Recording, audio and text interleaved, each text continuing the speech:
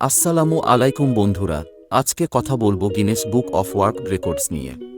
Guinness বিশ্ব record, যা ২০০০ সাল থেকে Guinness book of world records নামে পরিচিত। এটি একটি বার্ষিক প্রকাশনা বিশেষ। এতে বিশ্বের যাবতীয় রেকর্ডসমূহ নথিবদ্ধ থাকে।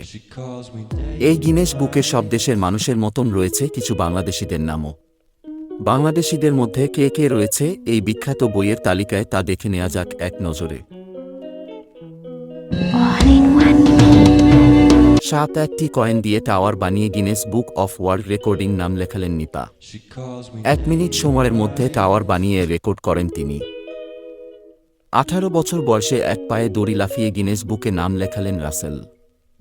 দ্রুততম সময়ের মধ্যে 5টি রাবার দাঁড় করিয়ে একটির ওপরে আরেকটি ফেলে গিনেস বুকে নাম লেখালেন জাবি শিক্ষার্থী অঙ্কন। কনক কর্মকার বাংলাদেশের সর্বোচ্চ গিনেস ওয়ার্ল্ড রেকর্ডধারী। তিনি একজন ফ্রিস্টাইল ফুটবল খেলোয়াড়।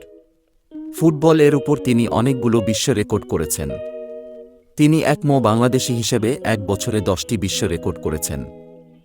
পৃথিবীর কনিষ্ঠতম সিরিজ বই লেখক হিসেবে গিনেস বুক অব ওয়ার্ল্ড রেকর্ডসে নাম উঠেছে বাংলাদেশের ঋতুরাজ ভৌমিকৃতের। কপালে 1150টি কাগজের গ্লাস 66 সেকেন্ড রেখে কনক কর্মকার প্রথমবার গিনেস বুকে তার নাম লেখান। ফুটবলকে শূন্যে ভাসিয়ে পায়ের পাতা দিয়ে মিনিটে সর্বোচ্চ 208 বার স্পর্শ করে গিনেস ওয়ার্ল্ড রেকর্ড করেছেন বান্দরবানে দুর্গম চিম্বুক পাহাড়ের বাসিন্দা প্রেমচন্দ্র। জাতির পিতা বঙ্গবন্ধু শেখ মুজিবুর রহমানের জন্মশতবার্ষিকীর একদিন আগে বগুড়ার শেরপুরে 100 বিঘা ধান খেতে বঙ্গবন্ধুর প্রতিকৃতি গিনেস ওয়ার্ল্ড রেকর্ডসে স্থান পেয়েছে।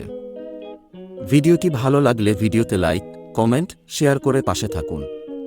আর গিনেস বুকে বাংলাদেশের করা আরও রেকর্ড সম্পর্কে জানতে কমেন্টে জানান। আমাদের নতুন চ্যানেলটি সাবস্ক্রাইব করে পাশে থাকা বেল আইকনটিতে ক্লিক করে দিন। এতক্ষণ সাথে থাকার জন্য ধন্যবাদ।